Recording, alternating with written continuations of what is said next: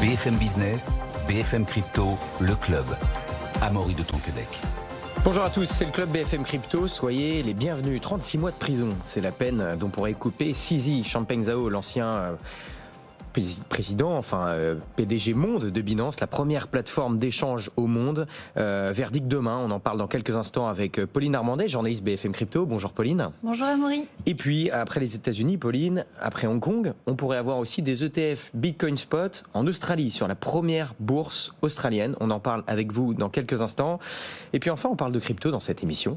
Mais aujourd'hui, on va vous proposer d'investir dans le Web3. Le Web3 et la blockchain, mais via la bourse, la bonne vieille bourse traditionnelle. Et ça tombe bien parce qu'aujourd'hui, on a quelqu'un qui peut le faire pour vous. Voilà, c'est Valentin François qui est en plateau avec nous. Bonjour Valentin. Bonjour Amaury. Gérant valeur blockchain chez Arbevel. Mais d'abord, c'est l'heure du point technique sur la situation, le point technique sur le marché crypto avec Alexandre Baradès, chef analyste chez IG. Bonjour Alexandre. Bonjour Amaury, bonjour à tous. Alexandre, le marché crypto est dans le rouge depuis le milieu de semaine dernière, moins 5% sur une semaine, moins 2% aujourd'hui. Pour l'instant, le support des 62 000 $ tient sur le Bitcoin. Et on a quand même deux gros rendez-vous du côté macroéconomique à suivre cette semaine, notamment outre-Atlantique. Réunion de la Fed mercredi et puis aussi des statistiques de l'emploi US. Qu'est-ce que tout ça nous dit, Alexandre ?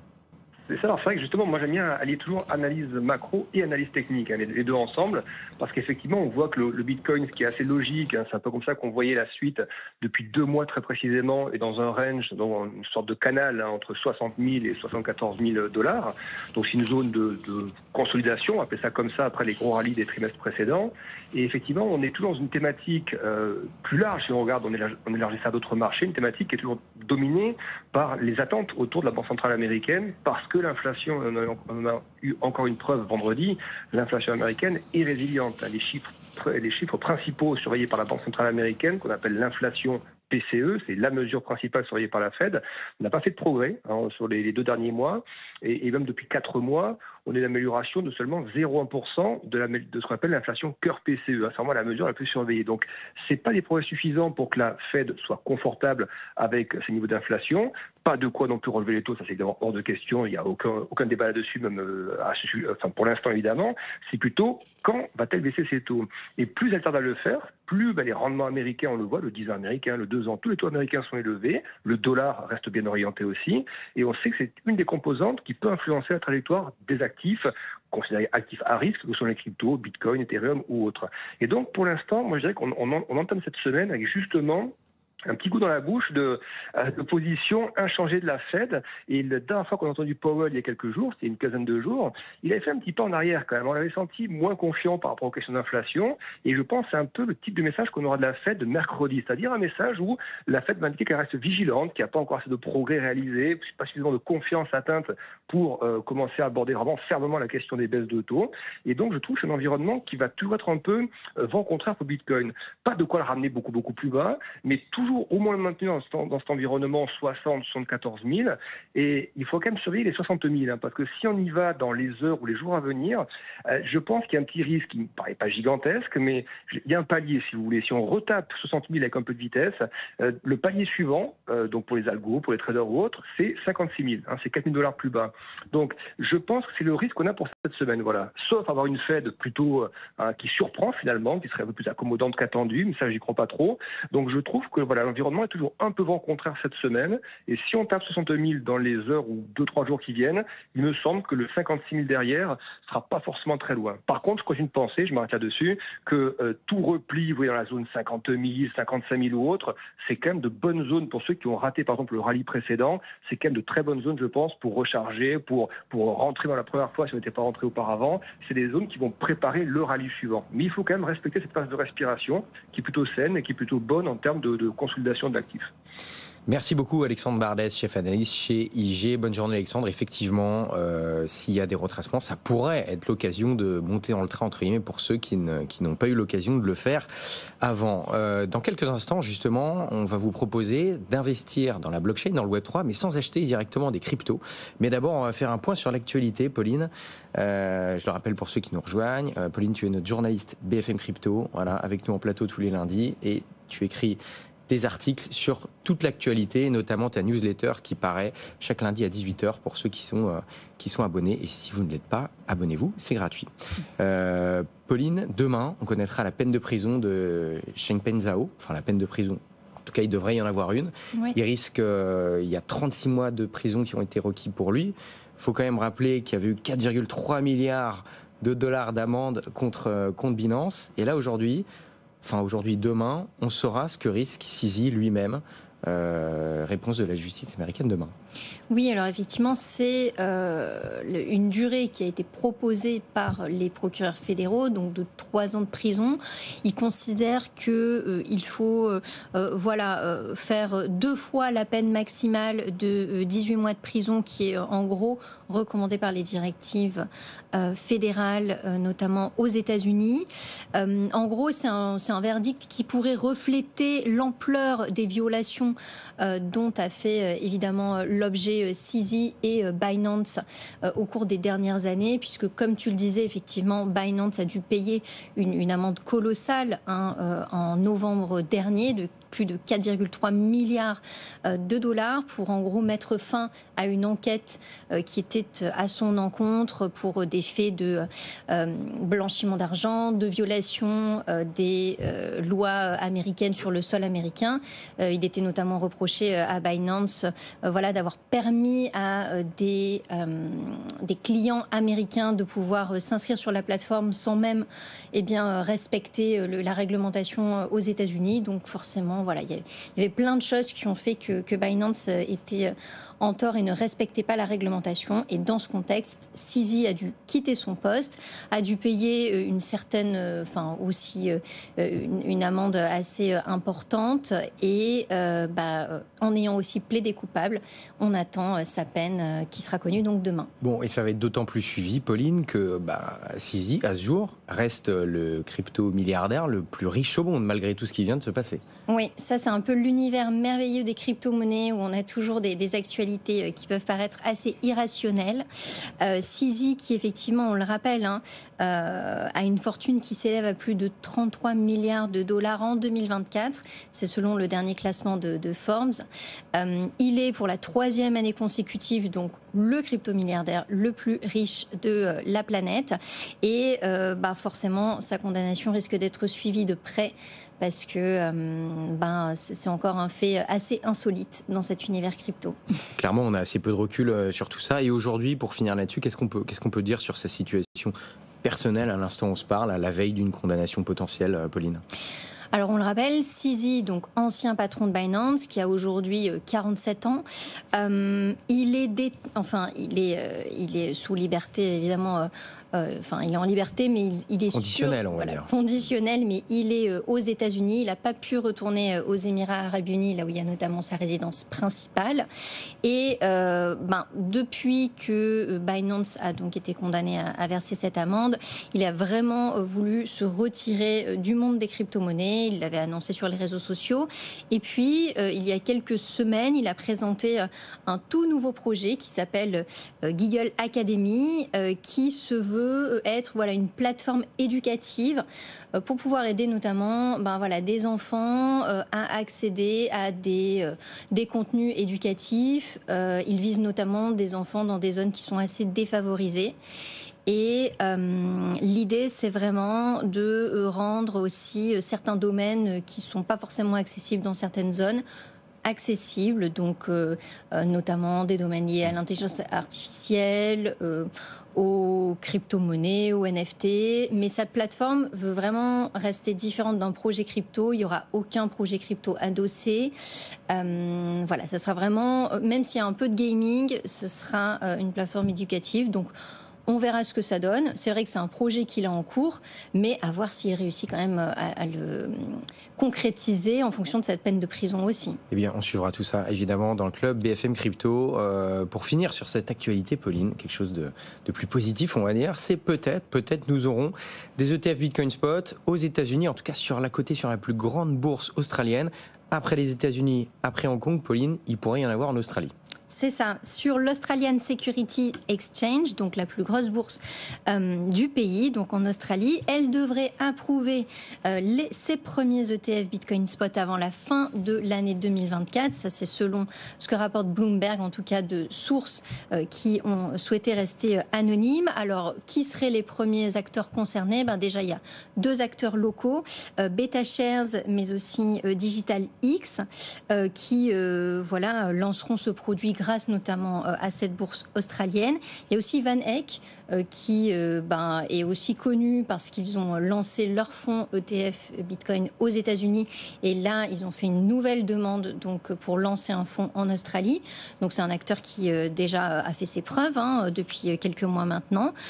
Donc effectivement ça commence à faire pas mal de produits financiers ETF Bitcoin Spot un peu répartis sur les 4 coins du globe. Ça se diffuse dans le monde. Et quelle est rapidement la situation des investisseurs en Australie? Quel potentiel il pourrait y avoir dans cet ETF-là, dans ces ETF qui pourraient être acceptés? Quand même pas mal de potentiel parce que le marché australien des retraites, il est évalué à 2300 milliards de dollars. Bon, par rapport aux États-Unis, c'est pas non plus énorme, mais c'est quand même assez conséquent. Et un quart des actifs de retraite du pays sont placés dans des programmes de retraite dits autogérés, où en fait les investisseurs peuvent clairement choisir leur type d'investissement. Et c'est vrai qu'avec la montée en puissance des crypto-monnaies, certains veulent diversifier leur portefeuille et pensent évidemment aux crypto-monnaies. Les Australiens pourraient allouer jusqu'à 10% de leur portefeuille aux crypto-monnaies, étant donné leur potentiel actuel. Ça, c'est ce qu'a déclaré Lisa Wade, la directrice générale de Digital X, donc l'un des fonds d'investissement qui va lancer son produit financier. Dans quelques instants, on va voir avec Valentin François, je le rappelle, comment investir via un fonds, mais ce fonds investit directement sur des entreprises cotées en bourse qui ont un business lié au Web3. Donc on va voir une autre manière, en plus des ETF, de s'exposer à ce marché crypto sans avoir des cryptos directement. Pauline, d'ailleurs, ça en est où? Si on peut faire un point rapide sur les ETF qui ont été acceptés, je le rappelle, mi-janvier, aux États-Unis et à Hong Kong. Où est-ce qu'on en est? Est-ce qu'on a quelques chiffres? Alors, pour les chiffres, jusqu'à présent aux États-Unis, il y a quand même eu 53 milliards de dollars qui ont été amassés grâce à ces ETF Bitcoin Spot et notamment au succès des produits financiers de BlackRock et de Fidelity, donc les 2 gros gestionnaires d'actifs en activité sur ces produits financiers. Et à Hong Kong, effectivement, là où maintenant il peut y avoir des ETF Bitcoin Spot et Ether, contrairement aux États-Unis où c'est encore une question en suspens, les premières négociations auront lieu donc demain mardi. On aura 6 fonds qui seront officiellement cotés demain après avoir reçu une approbation le 15 avril. On verra donc si Hong Kong arrive à tirer vraiment son épingle du jeu en tant que hub des crypto-monnaies, notamment en Asie.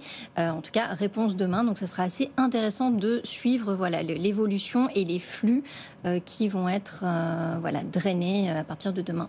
Eh bien, on en reparlera demain dans cette émission et même sur notre site BFM Crypto, notamment géré par Pauline. Donc, n'hésitez pas à vous connecter sur le site de BFM Crypto.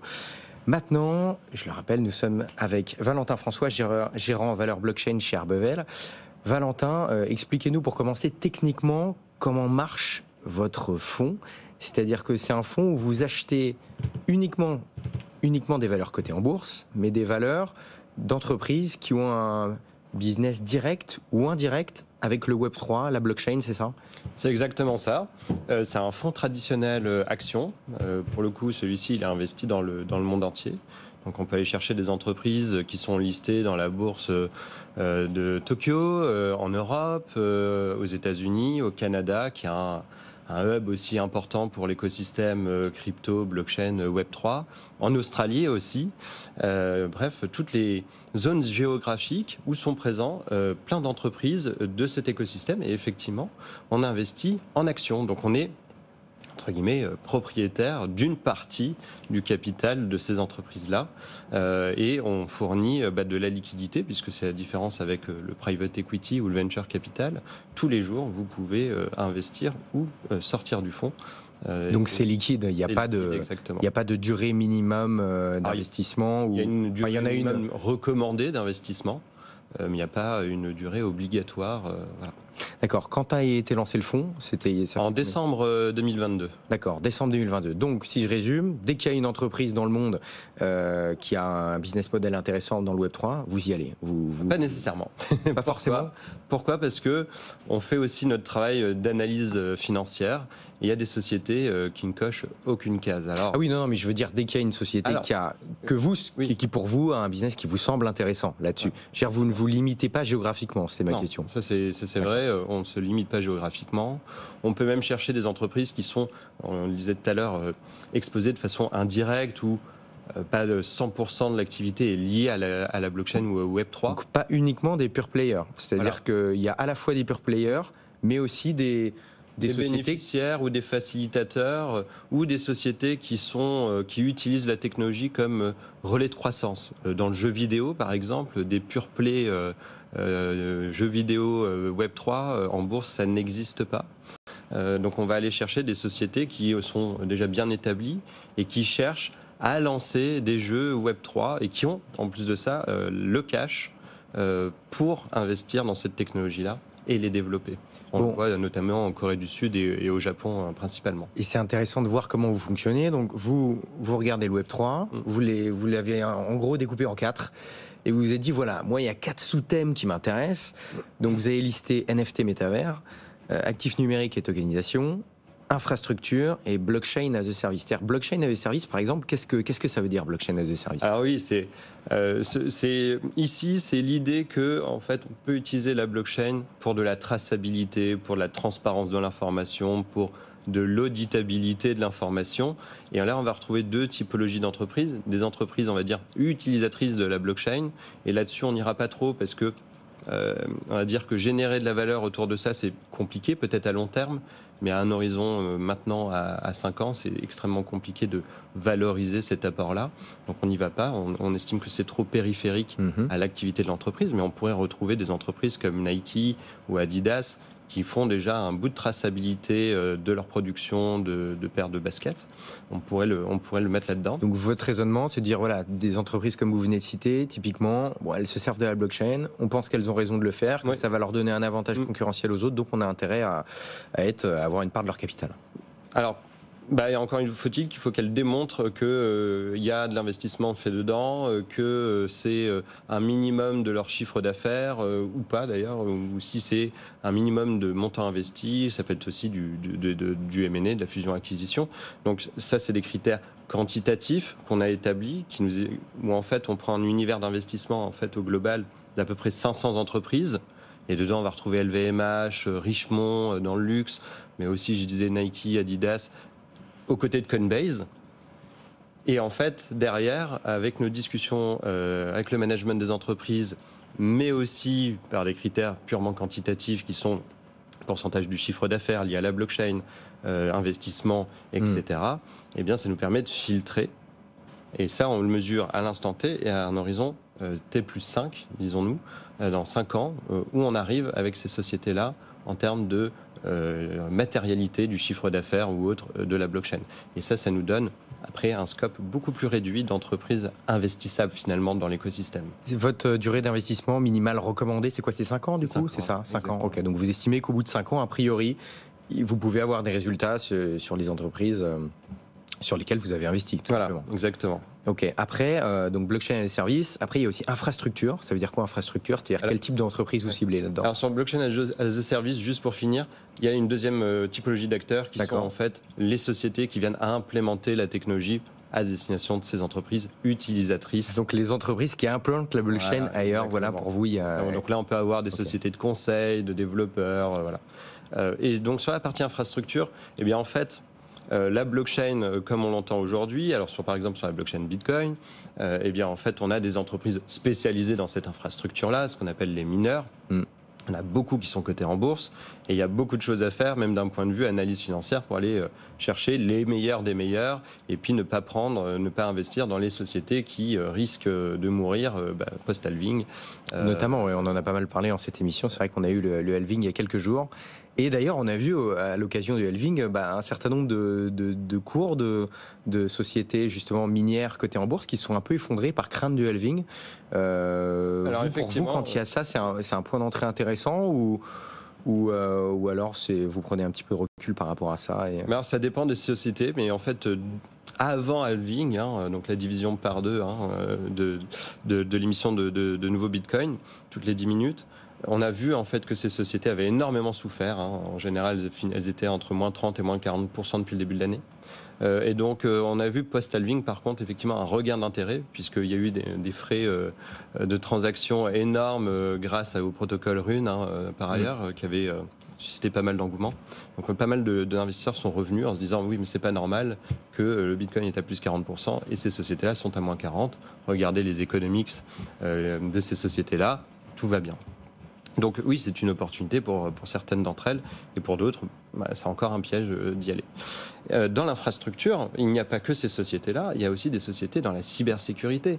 Vous voyez, quand vous vous connectez à une application Web3, vous vous connectez avec votre wallet, le fameux Connect Wallet, ça c'est de l'authentification, il y a de la cybersécurité derrière, et il y a des spécialistes de la cybersécurité dans l'authentification en bourse.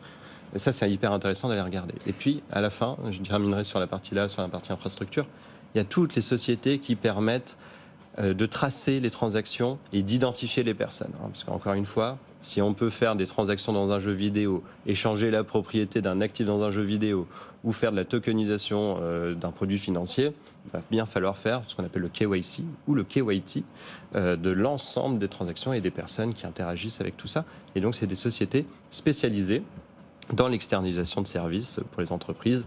Alors, principalement au début les exchanges crypto, mais pas que. Il y a des jeux vidéo, il y a des marketplaces de NFT aussi. Effectivement, avec l'institutionnalisation du Web3, ce sera de plus en plus le cas. Actifs numériques et tokenisation, rapidement sur la tokenisation, avec notamment BlackRock qui s'y met, etc. J'imagine que ça, c'est plus facile à vendre, entre guillemets, pour vous, à vos clients, maintenant que BlackRock s'y met. Alors, sur cette narrative-là en particulier. Oui, alors je pense que c'est quelque chose qui parle à beaucoup de monde aujourd'hui dans notre métier. Les conseillers en gestion de patrimoine à qui on adresse aussi ce genre de thématiques, ce genre de fonds, ils comprennent effectivement bien l'intérêt qu'il y a de tokeniser des actifs, rendre échangeable sur une blockchain, mais pas que. C'est pas que rendre échangeable, c'est aussi partager une infrastructure commune. Et ça, c'est ce qu'on n'a pas aujourd'hui dans les marchés financiers. Donc, ce qu'on voit dans cette thématique-là, on a toutes les places de bourse quasiment qui cherchent à tokeniser des actifs, alors pas forcément des actifs qu'ils adressent déjà, mais parfois, comme Deutsche Börse ou Nasdaq, qui cherchent à tokeniser des parts de sociétés non cotées. Alors ça, c'est rigolo, on parle d'une bourse qui cherche des actifs non cotés, mais oui, mais c'est quelque chose qu'ils n'adressent pas. Ils aimeraient bien en fait récupérer l'ensemble de tout ça pour créer en fait des places géantes de bourse. Et puis finalement, la liquidité effectivement sera moindre sur des actifs non cotés, mais voilà.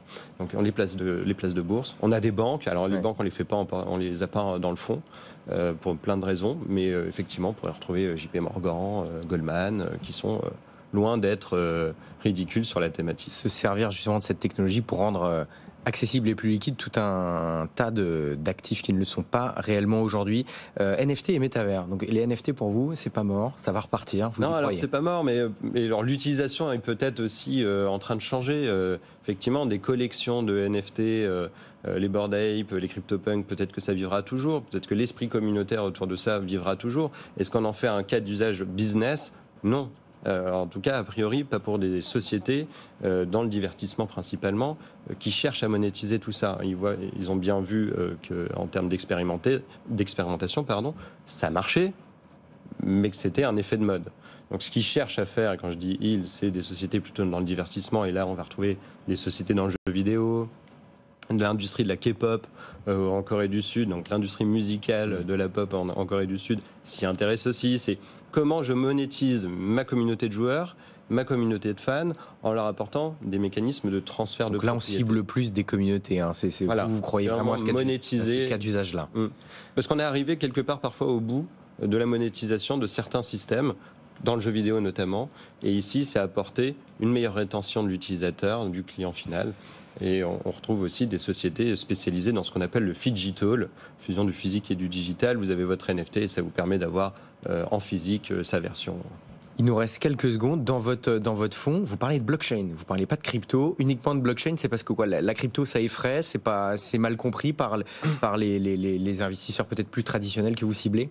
Parce que, premier point, le fonds ne fait pas de crypto, c'est-à-dire que le client, l'investisseur potentiel qui veut peut-être, qui nous a vus et qui pense juste en lisant le nom du fonds qui vont investir en crypto, ça leur fait non, peur. C'est pas de la crypto. Non, en fait. nous, c'est vraiment, vous dites, c'est des actions. On investit sur la blockchain, c'est ça que vous dites c'est des actions avec des entreprises qui utilisent la technologie sous-jacente. Alors, je sais bien qu'on peut mélanger les termes, et j'en suis le premier à dire crypto, blockchain, mais fondamentalement, quand on utilise la blockchain pour la traçabilité, on n'utilise pas nécessairement de crypto. Donc, pour être très large, on s'est dit blockchain, et pourquoi pas, on aurait pu utiliser le mot Web3.